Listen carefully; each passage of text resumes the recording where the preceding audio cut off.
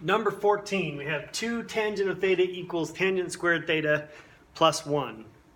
All right, first thing we want to do with this is get it equal to 0. So let's subtract 2 tangent theta from both sides.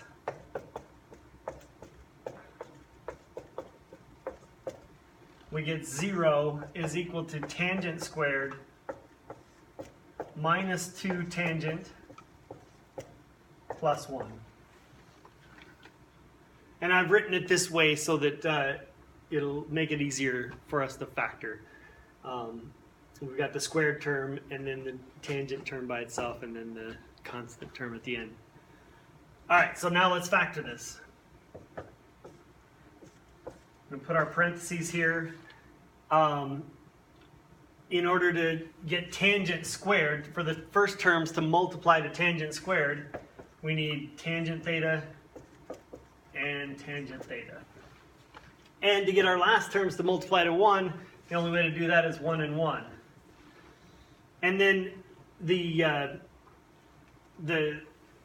center terms, tangent times 1 and 1 times tangent, have to add to -2. So both of these have to be negative in order for them to add to a negative and multiply to a positive. All right, so now we have the same term here, so we can just set one of them equal to 0. Tangent theta minus 1 equals 0. So tangent theta is equal to 1.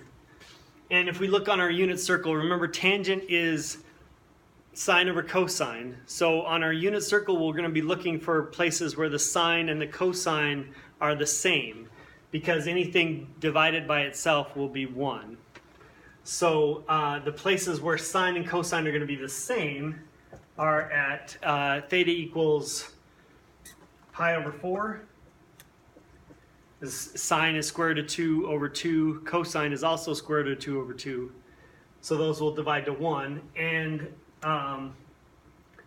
let's see, that would be 5 pi over 4, where both sine and cosine are negative square root of 2 over 2. So our answer is going to be theta equals pi over 4 and 5 pi over 4, which is D for number 14.